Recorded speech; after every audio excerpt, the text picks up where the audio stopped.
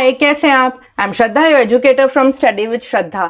आज हम करेंगे क्लास 7 सोशल साइंस का चैप्टर 2 अंडरस्टैंडिंग द वेदर। इस पावर पॉइंट का पीडीएफ में ऑलरेडी अपलोड कर चुकी हूँ यूट्यूब पे। So if you want to download this you can join the channel membership master scholar class 7 category join कर लेना, then you can download the PDF.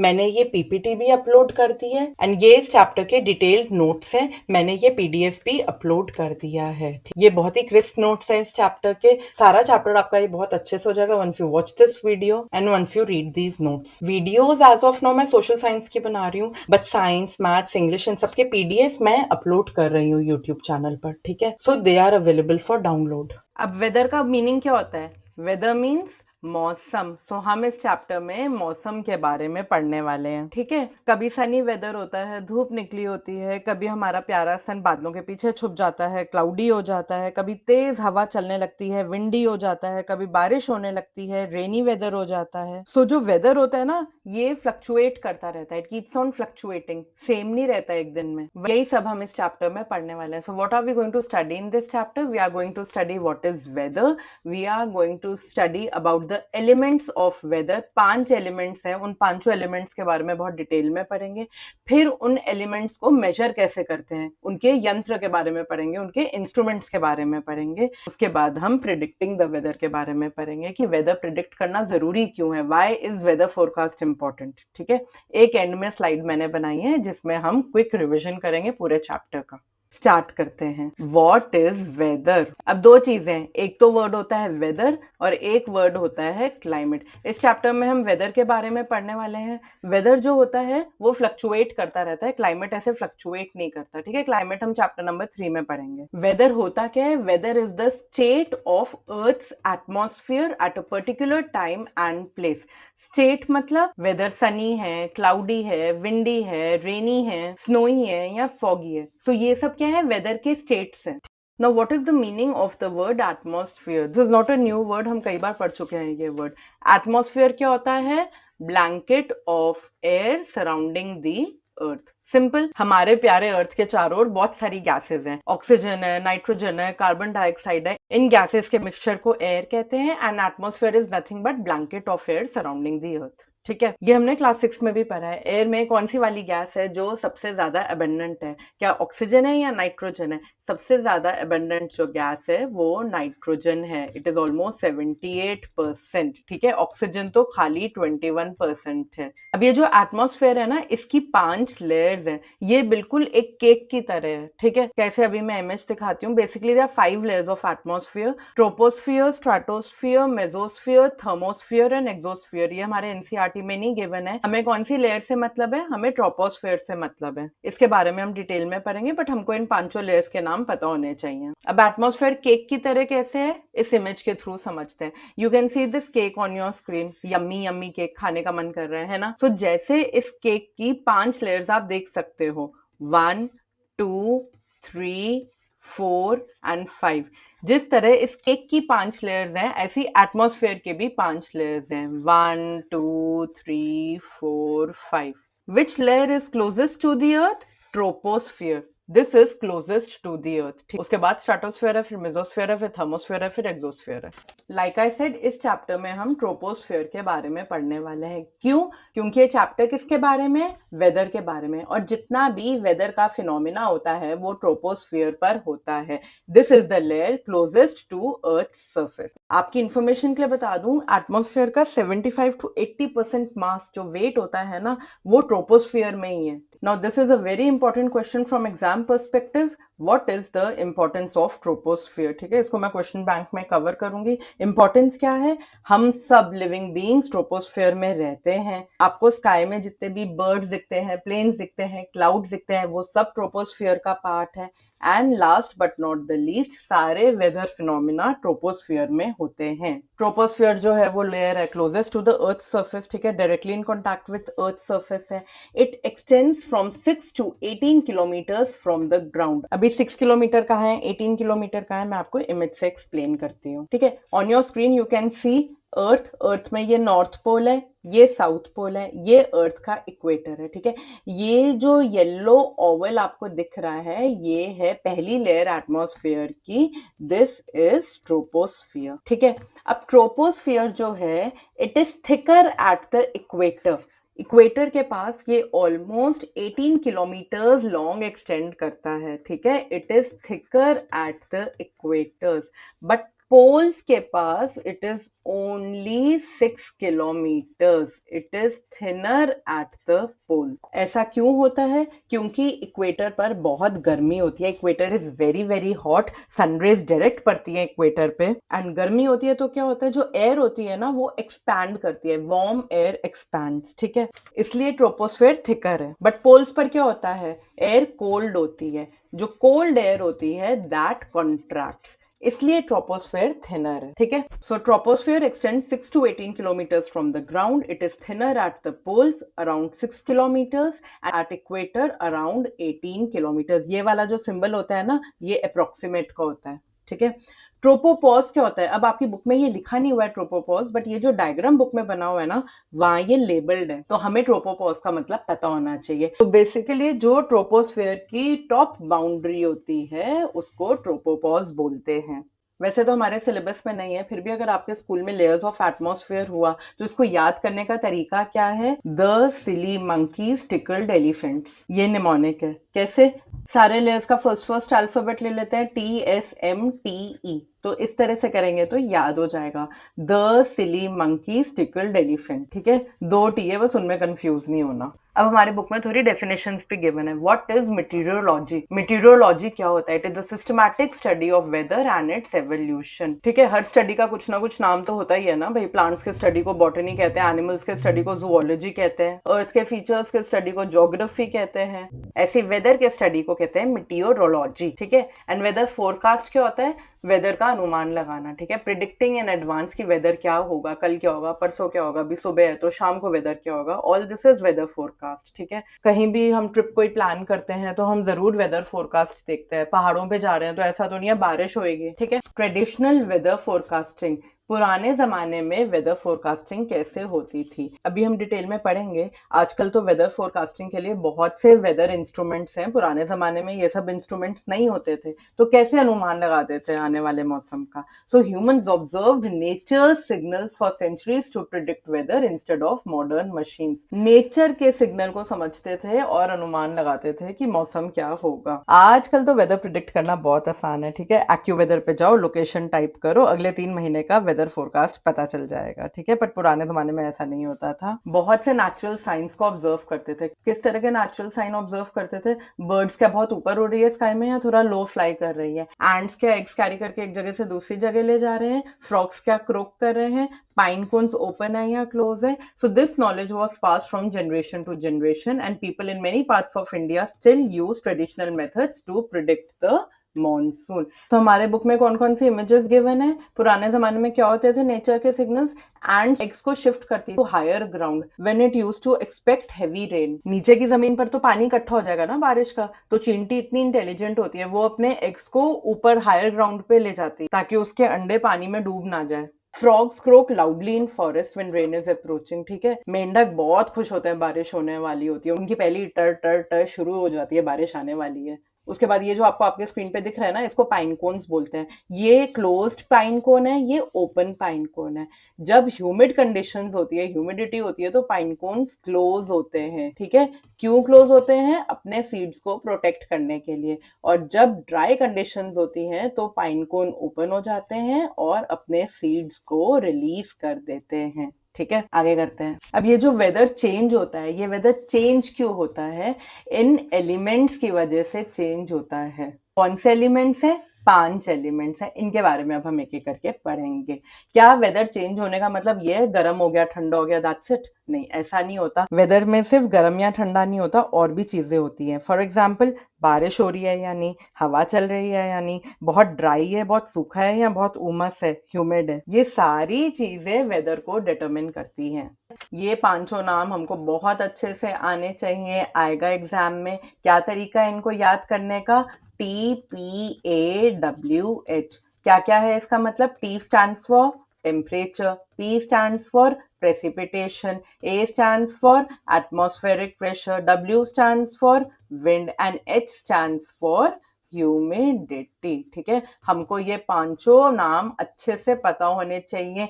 TPAWH, इसको गाना बना लो एग्जाम तक। ठीक है, सो टेम्परेचर का मीनिंग क्या होता है? हाउ हॉट और कोल्ड द एटमॉस्फेयर इज, वो टेम्परेचर है एटमॉस्फेयर का। ठीक है, प्रेसिपिटेशन मतलब बारिश। बारिश किस किस फॉर्म में गिर सकती है स्काई से? रेन के फॉर्म में हो सकती है, स्नो के फॉर्म में हो सकती है, स्लीट के फॉर्म में हो सकती है, हेल के फॉर्म में हो सकती है। अभी स्लीट और हेल का मतलब हम करेंगे।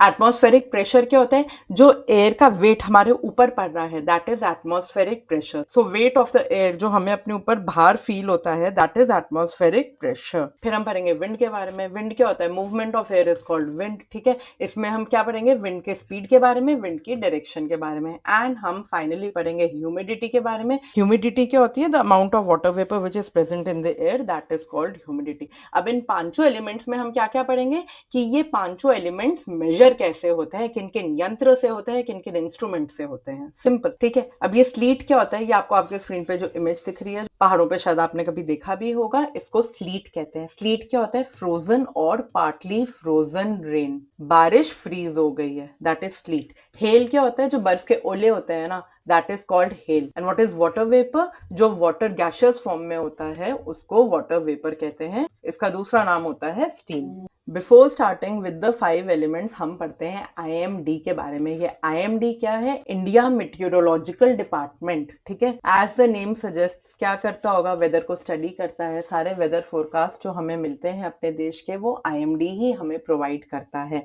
ये कब सेटअप हुआ था? ये 1875 में सेटअप हुआ था। इसका मोटो क्या है? आदित्य जयते वृष्टि। इसका मीनिंग क्या है? From the sun arises the rain. ये जो आपको आपके स्क्रीन पे इमेज दिख रही है, ये IMD का एम्बलम है।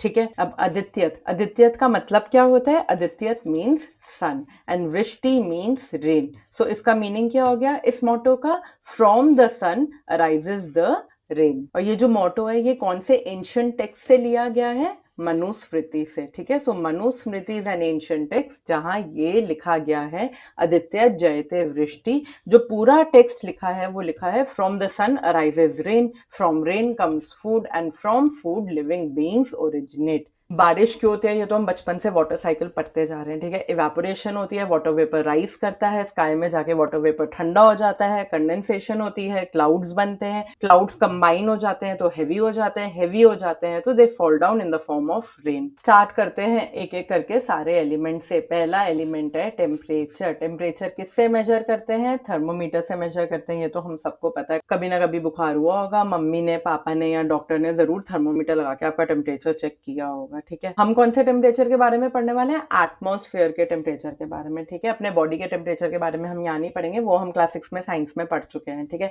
So temperature measures how hot और कोल्ड द एटमॉस्फेयर इज। इसके स्केल्स के बारे में हमने पढ़ा था, degree Celsius and degree Fahrenheit scales होते हैं। केल्विन भी पढ़ा था हमने। 15 degree Celsius is equal to 59 degree Fahrenheit. Book में एक एग्जाम्पल गिवन है तो मैंने लिख दिया है। थर्मोमीटर के कई टाइप्स होते हैं। क्लिनिकल थर्मोमीटर होता है जो बॉडी टेम्परेचर मेजर करता है। लैब्स में क्या यूज होता है? लैबोरेटरी थर्मोमीटर यूज होता है। अब जो डिजिटल थर्मोमीटर होता है ना, वो ज्यादा प्रेफर होता है। क्यों? बिकॉज ये ज्यादा प्रिसाइज होता है, ज्यादा एक्यूरेट होता है। ठीक है, ये आपको आपके स्क्रीन पे जो इमेजेस दिख रही हैं, ये सारे थर्मोमीटर्स के। पुराने जमाने में जो यूज होता था ना, पुराने जमाने में मतलब जब हम लोग बच्चे होते थे, तो ग्लास थर्मोमीटर यूज होता था। उसके अंदर एक सिल्वर कलर का लिक्विड होता था, mercury, but this mercury was very toxic, इसलिए डिजिटल थर्मोमीटर्स आए। आपने ये वाला थर्मोमीटर जरूर देखा होगा। एंड इनफैक्ट कोविड टाइम से तो अब इंफ्रारेड थर्मोमीटर्स आने लग गए। ठीक है, so these are non contact thermometers.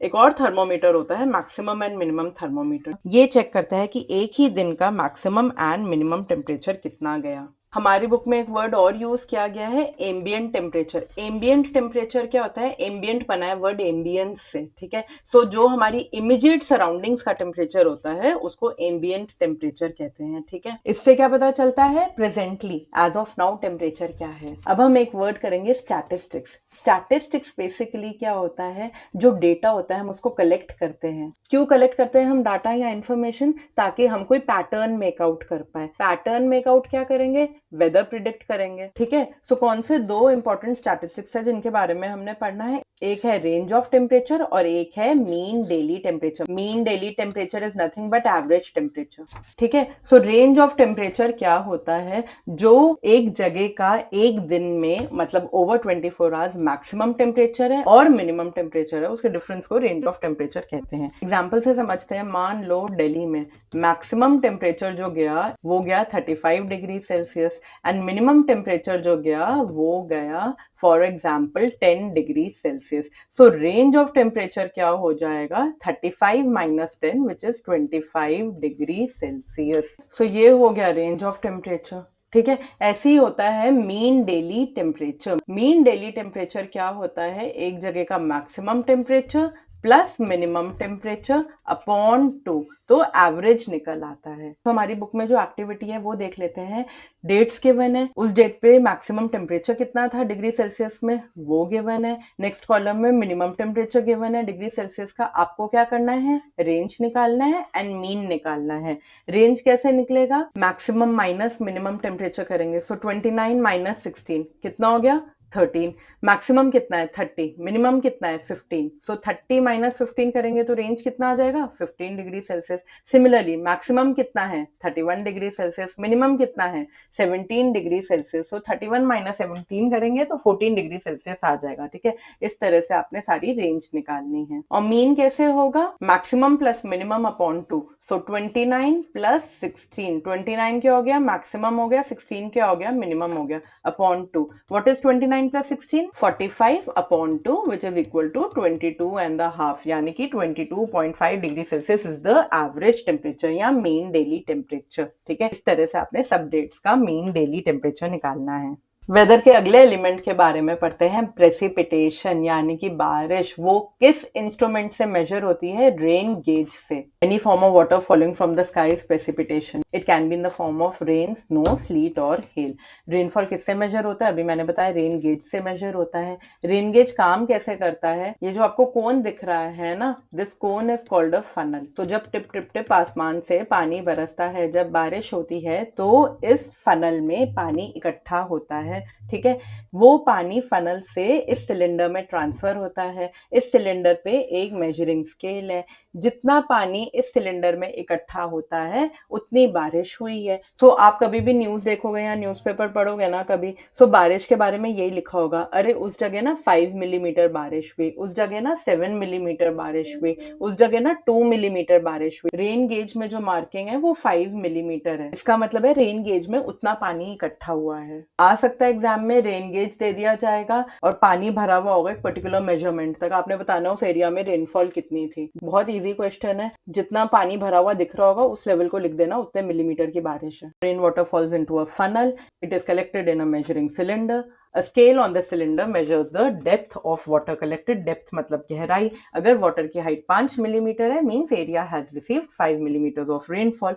But अगर स्नोफॉल होती है तो क्या करते हैं, वेरी इजी, स्नो के पिघलने का वेट करते हैं। So we allow it to melt before measuring. जब स्नो पिघल के पानी बन जाता है फिर मेजर करते हैं कि कितना पानी इकट्ठा हुआ है, कितनी डेप्थ है पानी की। इसका यूनिट ऑफ मेजरमेंट क्या होता है, मिलीमीटर। आगे करते हैं, अगला एलिमेंट है एटमॉस्फेरिक प्रेशर। ये थोड़ा सा कंसेप्चुअल है, थोड़ा सा इंपॉर्टेंट है, इसको ध्यान से समझना। एटमॉस्फेरिक प्रेशर क्या होता है, मैंने अभी बताया। जो एयर होती है ना आपके ऊपर, वो आपके ऊपर वेट एक्सर्ट करती है। सो जो एयर आपके ऊपर वेट एक्सर्ट कर रही है that is called air pressure. अब एयर प्रेशर जो होता है ना वो सी लेवल पे हाई होता है, और जैसे जैसे हम ऊपर की तरफ जाते हैं, हायर एल्टीट्यूड्स में जाते हैं, वो कम होता जाता है। एल्टीट्यूड का मतलब क्या होता है, height above the sea level is called altitude. अब दो बच्चे ले लो, एक ये बच्चा है और एक ये बच्ची है, ठीक है। ये बच्चा कहाँ है, सी शोर पे है, सी लेवल पे है, और ये लड़की कहाँ है, ये माउंटेन टॉप पे है। अब क्या हो रहा है, इस बेचारे बॉय के ऊपर बहुत सारा एयर प्रेशर है। ऐसा क्यों है, क्योंकि जो नीचे की एयर होती है ना, ये सारे ऊपर के एयर का वेट उस एयर पे पड़ता है, तो मॉलिक्यूल्स ना बहुत टाइट हो जाते हैं, मॉलिक्यूल्स को जगह नहीं मिलती एंड वैंड फ्रीली मूव करने की। पर जो ऊपर के एयर मॉलिक्यूल्स होते हैं कहते हैं वाह, हमारे ऊपर तो कोई दबाव ही नहीं पड़ रहा ऊपर से, हम तो बैंड शैंड जहाँ चाहे मूव कर सकते हैं, we are free to roam wherever we want. So air क्या होती है, थिन होती है, यहाँ की एयर प्रेशर कम होता है। इस चीज को बहुत आराम से समझ लेना, आना ही आना है इस पे क्वेश्चन। कंसेप्ट क्लियर होगा तो कोई भी क्वेश्चन क्रैक कर लोगे। क्योंकि हाई ऑल्टीट्यूड्स पे एयर थिन होती है, इसलिए हाई ऑल्टीट्यूड्स पे ऑक्सीजन की कमी होती है। इसलिए people when they go up in the mountains they feel breathless, dizzy and even tired. So आप में से अगर कोई लद्दाख गया होगा तो एक आध दिन आपको रुकना पड़ता है, so that your body gets accustomed, gets used to, gets acclimatised to the less oxygen level in Ladakh. ठीक है, अभी हम आगे करेंगे एक्लेमेटाइज वगैरह का मतलब। ये मैं सारे आरोज यहाँ से हटा रही हूँ, इसकी इमेज क्लिक करनी है, क्लिक कर लो। वैसे ये सारे नोट्स मैंने अपलोड कर दिए हैं यूट्यूब पे। So if you want to download these PDFs, please join the channel membership. Master scholar class 7 category join कर लेना। सारे explanatory notes, question bank, toppers revision worksheet में जितने भी एमसीक्यूज है सब आप वहां से डाउनलोड कर सकते हो। ठीक है, अब अगला सवाल जो होता है, ये तो हमने समझ लिया कि जो सी लेवल होता है वहां जो एटमॉस्फेरिक प्रेशर होता है वो हाई होता है, एंड हायर एल्टीट्यूड्स पे एटमॉस्फेरिक प्रेशर लो होता है। Does it mean sea level पे क्या हमेशा हमेशा एटमॉस्फेरिक प्रेशर जो होता है वो हाई होता है? नहीं, ऐसा नहीं होता। पहले एक चीज समझते हैं, एटमॉस्फेरिक प्रेशर जो मेजर होता है, it is measured using an instrument called barometer. इसका यूनिट क्या होता है? जैसे डिस्टेंस मेजर करना होता है तो यूनिट क्या होता है, किलोमीटर होता है ना। ऐसे ही जब एटमॉस्फेरिक प्रेशर मेजर करना होता है उसका यूनिट होता है मिली बार, इसको एमबी लिखते हैं स्मॉल में। ठीक है, जो नॉर्मल प्रेशर होता है सी कोस्ट पे वो होता है 1013 मिली बार, एंड जैसे जैसे हम हायर एल्टीट्यूड्स पे जाते हैं ये 1013 एमबी से कम होता जाता है। ठीक है, अगर प्रेशर 1000 मिलीबार से कम है उसका मतलब होता है डिप्रेशन। लो एटमॉस्फेरिक प्रेशर को डिप्रेशन भी कहा जाता है, which is less than 1000 millibar. अब कई बार ऐसा होता है कि सी लेवल पे जो एटमॉस्फेरिक प्रेशर है वो सडनली डिप कर जाता है। ठीक है, सो क्या हो जाता है, लो प्रेशर सिस्टम, या इसका दूसरा नाम है डिप्रेशन, जिसकी वजह से साइक्लोन आ जाता है, भवंडर आ जाता है। ये आपको आपके स्क्रीन पे जो वीडियो दिख रही है ये साइक्लोन की वीडियो है। ठीक है, साइक्लोन कुछ इस तरह से दिखता है। क्या हुआ है, सडनली एटमॉस्फेरिक प्रेशर बहुत डिप हो गया है। ठीक है, सडनली ड्रॉप हो गया है जिसकी वजह से ये साइक्लोन आ गया है, भवंडर आ गया है। नाउ जो हमारी आर्मी है, it serves in places like हरदुंगला,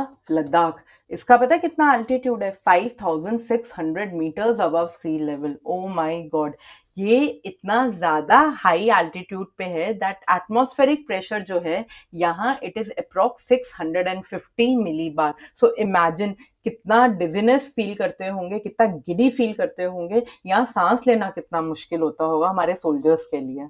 Like I said, people are advised to take pauses. Pauses मतलब when they are traveling to high altitudes, उनको रुक रुक के जाना चाहिए ताकि उनकी बॉडी एडजस्ट कर जाए न्यू क्लाइमेटिक कंडीशंस के साथ। ऑक्सीजन लेवल्स कम हो तो बॉडी कोप अप कर जाए, इसको हम कहते हैं एक्लेमेटाइज करना। ठीक है, so what is acclimatization? Adjusting to a new climate और a new condition. So Khardungla जो है लद्दाख में, that is 5600 metres above sea level, and वहां जो एटमॉस्फेरिक प्रेशर है it is approx 650 millibar. So यहाँ बहुत डिजी फील होता है। ठीक है, there is very less oxygen here. अब ये चीज हमको बहुत अच्छे से समझ आ जानी चाहिए कि जैसे जैसे हम हायर एल्टीट्यूड पे जाते हैं जो एटमॉस्फेरिक प्रेशर है वो कम होता जाता है। ठीक है, बट इसका मतलब ये नहीं है जो सी लेवल है वहां प्रेशर हमेशा 1013 MB हो, वहां भी सडनली कई बार ड्रॉप कर जाता है, which gives rise to storm और साइक्लोन। अब हम करेंगे नेक्स्ट एलिमेंट ऑफ वेदर के बारे में, विंड। विंड के बारे में तो हम सबको पता है, हवा हवाई, हवा हवाई। So moving air is called wind. Wind क्यों मूव करती है? बेसिकली जो एयर होती है it moves from high pressure areas to low pressure areas. This movement of air, this circulation of air causes wind. Wind के बारे में हम दो चीजें मेजर कर सकते हैं। एक हम कर सकते हैं विंड की स्पीड मेजर, कि विंड किस स्पीड में बह रही है, और एक हम कर सकते हैं कि हवा किस डायरेक्शन में मूव कर रही है। ये क्यों जरूरी होता है? वेदर फोरकास्ट के लिए जरूरी होता है, पायलट्स के लिए बहुत जरूरी होता है to know about wind direction, wind speed etcetera. जो सेलर्स होते हैं उनके लिए बहुत जरूरी होता है, फार्मर्स के लिए बहुत जरूरी होता है। फार्मर्स जो है they use wind direction to predict कि रेन जो है वो किस तरफ से आएगी। जितनी ज्यादा विंड स्पीड होगी सॉइल उतना जल्दी ड्राई होगा। ठीक है, हमारी बुक में ये इमेज गिवन है। कई तरीके के सीड्स होते हैं जो एक जगह से दूसरी जगह ट्रैवल करते हैं बिकॉज ऑफ विंड। ठीक है, अगर आपके स्कूल में आपने सीड डिस्पर्सल के बारे में पढ़ा हो तो आपको ये कॉन्सेप्ट पता होगा।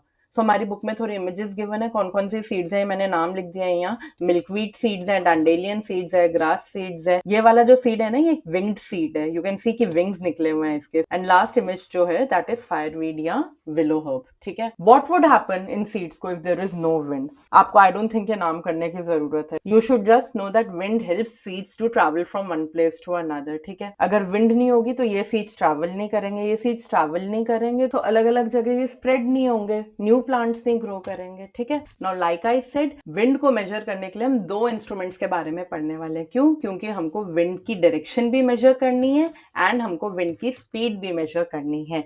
विंड की डायरेक्शन मेजर करने के लिए होता है विंड वेन या वेदर वेन, ये कुछ इस तरह से दिखता है। एंड विंड की स्पीड मेजर करने के लिए होता है एनीमोमीटर। एनीमोमीटर कुछ ऐसा दिखता है, आपको मैं इनकी वीडियोस दिखा देती हूँ। ये जो आपको आपके स्क्रीन पे वीडियो दिख रही है ये एनीमोमीटर की वीडियो है। इसमें क्या है, ये जो ऊपर कटोरियों की तरह है ना, ये घूमता है विंड के साथ। तो ये जितनी जल्दी जल्दी जल्दी जल्दी घूमेगा, मतलब विंड उतनी तेज चल रही है, जितनी तेज विंड चलेगी ये उतना तेज घूमेगा। सो इसके नीचे ना एक मीटर होता है, वो मीटर ना इसके नंबर ऑफ रोटेशंस काउंट करता है, उससे विंड की स्पीड का पता चल जाता है। ठीक है, ये तो हो गई विंड स्पीड। अब हम करते हैं विंड डायरेक्शन की बात। विंड डायरेक्शन मेजर होता है विंड वेन से। ये आपको आपके स्क्रीन पे जो वीडियो दिख रही है ये विंड वेन की वीडियो है। ठीक है, विंड जिस डायरेक्शन में होती है ना उस डायरेक्शन में ये जो मोजे की तरह है ना, ये सॉक है, ये मूव करता है। तो इससे हमको डायरेक्शन का आइडिया लग जाता है कि विंड नॉर्थ है, साउथ है, ईस्ट है या वेस्ट है। एक बार रीड कर लेते हैं। पहले विंड वेन के बारे में पढ़ते हैं जो विंड की डायरेक्शन के बारे में बताता है। इसमें एक रोटेटिंग आर्म होता है with a pointer at one end and a tail at other end. ठीक है, विंड जो होती है वो इस टेल को पुश करती है एंड पॉइंटर टर्न करता है in the direction of the wind.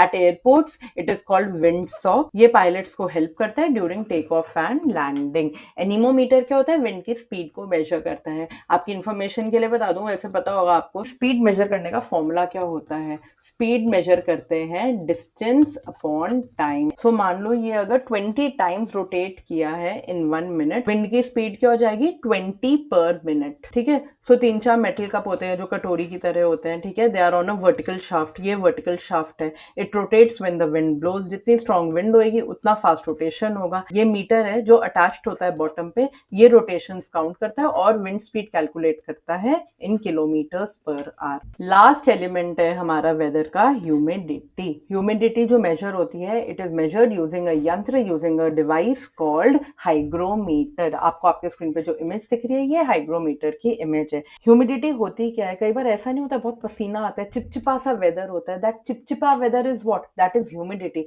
It is the amount of water vapour present in the air. So बहुत स्वेटिंग होती है जब ह्यूमिडिटी ज्यादा होती है। ठीक है, humidity depends upon temperature, it depends upon wind, it depends upon pressure and it depends upon location. Location पे कैसे डिपेंड करता है आपको अभी एक वीडियो दिखाते हुए बताती हूँ मैं। हमारी बुक में ये एग्जाम्पल गिवन है, दो प्लेसेस हैं, एक है जयपुर और एक है कोची। अब जयपुर में क्या है? बहुत गर्मी है। राजस्थान क्या है? डेजर्ट है, रेगिस्तान है, वहां वाटर नहीं है तो इवेपोरेशन क्या होगा? और इवेपोरेशन नहीं होगा तो वाटर वेपर क्या होगा? ठीक है, जब वाटर ही नहीं है तो वाटर वेपर कहां से होगा? वही दूसरी तरफ कोची को देखो, कोस्टल एरिया है, समुंदर का पानी पानी है, भरपूर इवेपोरेशन होगा। सो भरपूर वाटर वेपर भरा हुआ है एयर में। air is full of water vapor, so there is going to be a lot of humidity in coastal areas. ठीक है, ये तो हमने easily compare कर लिया। जयपुर में ह्यूमिडिटी बहुत कम है, ना के बराबर है, बहुत ड्राई वेदर है जयपुर में, और कोची में बहुत ज्यादा ह्यूमिडिटी है because it's a coastal area. But मान लो दो कोस्टल एरिया है,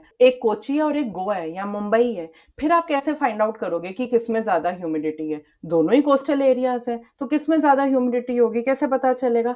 तब आपको डिवाइसेस यूज करने होते हैं like hygrometer to find out the humidity. Humidity जो एक्सप्रेस होती है ना, that is always expressed in relative humidity. अभी मैं डिटेल में relative humidity का मीनिंग बताती हूँ। relative humidity जो होती है वो परसेंटेज में एक्सप्रेस होती है। ठीक है, सो हम बोलते हैं 45% ह्यूमिडिटी है, 60% ह्यूमिडिटी है, इस तरह से। एंड जो इंस्ट्रूमेंट यूज होता है ह्यूमिडिटी मेजर करने के लिए वो होता है हाइग्रोमीटर।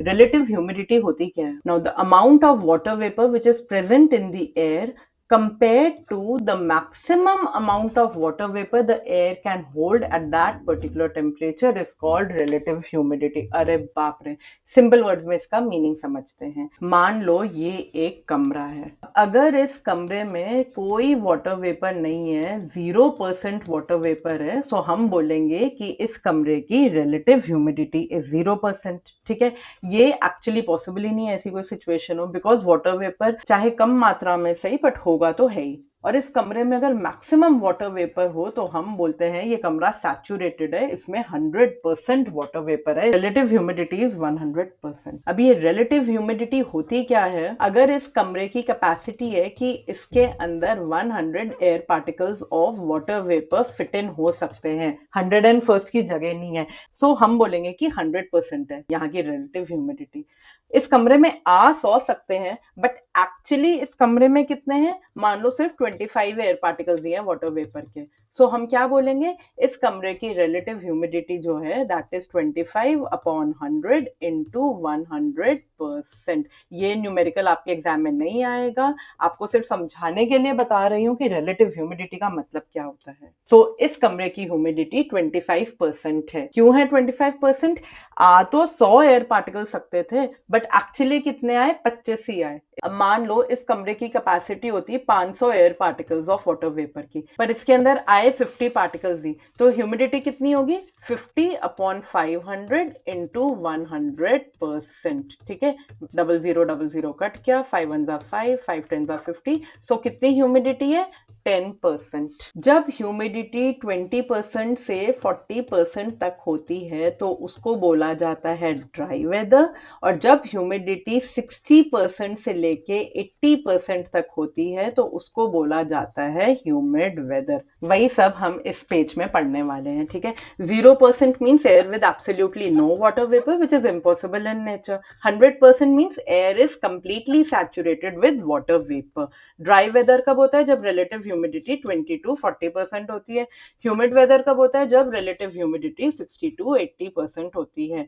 ह्यूमिडिटी जितनी हाई होगी उतना ज्यादा टाइम लगाएंगे गीले कपड़े सूखने में, आपको पसीना भी ज्यादा आएगा, you'll sweat more. Lower humidity means evaporation will be very quick because बहुत ड्राई वेदर है, so wet clothes will also dry faster. अभी जो रिलेटिव ह्यूमिडिटी का कॉन्सेप्ट है, it is very important in food processing industries and museums. अभी images दिखा के आपको मैं एक्सप्लेन करती हूँ कि ऐसा क्यों है। This is a very very important point. So let us have a look at this picture. ठीक है, इंपॉर्टेंस ऑफ हाइग्रोमीटर। हाइग्रोमीटर क्या करता है? ह्यूमिडिटी मेजर करता है। ह्यूमिडिटी को मेजर करना म्यूजियम्स में क्यों जरूरी है? अगर हाइग्रोमीटर नहीं होगा ना, तो देखो आर्टिफैक्ट्स को क्या हो गया, ह्यूमिडिटी की वजह से जो आर्टिफैक्ट्स हैं, जो पुरानी पेंटिंग्स हैं, जो डिस्प्ले आइटम्स हैं म्यूजियम के, वो खराब हो जाएंगे। सो ह्यूमिडिटी इसलिए मॉनिटर करनी जरूरी है। ह्यूमिडिटी मॉनिटर करेंगे तो पेंटिंग्स है, म्यूजियम का जो सामान है, वो सब प्रिजर्व्ड रहेगा। ठीक है, similarly in food processing industries अगर ह्यूमिडिटी को मॉनिटर नहीं करेंगे, हाइग्रोमीटर नहीं होगा अगर फूड प्रोसेसिंग इंडस्ट्रीज में,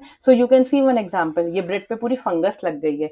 fungus needs moist environment to grow, but अगर हम ह्यूमिडिटी को मॉनिटर करते हैं तो फूड जो है वो फ्रेश रहता है। So these are food processing industries where you will see hygrometers in place. Last में पढ़ते हैं वेदर स्टेशंस के बारे में। वेदर स्टेशन कौन सी जगह होती है?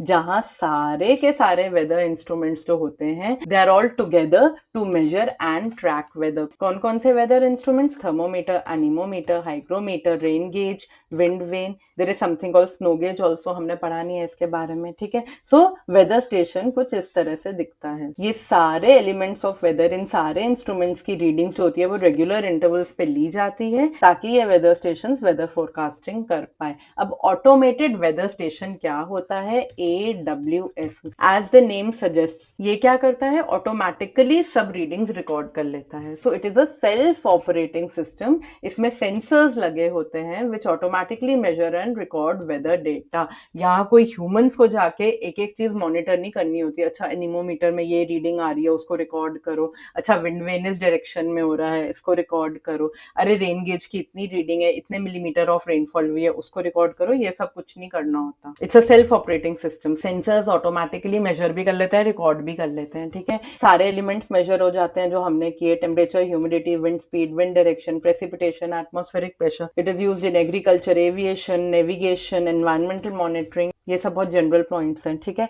And it provides accurate and timely data without human intervention. In 2023 NDMA, what is NDMA? National disaster management authority, ठीक है, इसने एक automated weather station AWS setup किया इन सिक्किम। सिक्किम में कौन सी जगह? Glacial lake. So you can see this image on your screen. It is 4,800 meters above sea level and it provides early information about upcoming weather condition.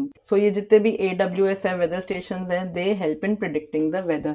So meteorologists collect data over long periods and use scientific methods to predict weather. अब now weather prediction जरूरी क्यों है? क्यों? जैसे जैसे global warming हो रही है, जैसे जैसे अर्थ का क्लाइमेट चेंज हो रहा है, जो एक्सट्रीम वेदर्स हैं वो फ्रीक्वेंट हो गए हैं। अगर वेदर पहले से प्रिडिक्ट कर लें तो जो कोस्टल एरियाज में लोग रहते हैं, फिशरमैन है, कोस्टल कम्युनिटीज हैं, वहाँ की लोकल गवर्नमेंट्स हैं, वो पहले से तैयारी कर सकते हैं कि अच्छा हाँ सुनामी आने वाली है, so obviously evacuation will take place. कोई सुनामी में वहीं थोड़ी ना स्टे पुट रहेगा। So that is why weather predictions are very important to prevent loss of life, ठीक है। लास्ट टॉपिक है हमारी बुक में, वेदर वार्निंग कलर कोड्स होते हैं। Green colour means no warning, means situation normal है, there is no action which is needed. Yellow colour means you have to be on a lookout, be on a watch, conditions खराब हो सकती है, so be on a lookout. Orange means it is an alert, so you have to be prepared, most likely most probably severe weather condition आने वाला है। And red is warning, means take action, extreme weather is imminent. Imminent means it's almost certain that something is about to happen very soon, ठीक है। सो हमारी book में ये map given है India का। So this is basically a weather warning table. किस date का? 19th May 2024. So you can see many states which are yellow colored, you can see many states which are red, you can see states which are orange. Orange means alert and red means warning, you have to take action. And you can see a few symbols also, और उन symbols के meanings given है, ठीक है, यहाँ की में। So basically जब आप ये मैप देखोगे, इस मैप का क्या इंटरप्रिटेशन है? नॉर्थ वेस्ट में जो स्टेट्स है, राजस्थान, पंजाब, हरियाणा, JNK, सो इन स्टेट्स की बात हो रही है। यू कैन सी यहाँ थर्मोमीटर बना हुआ है,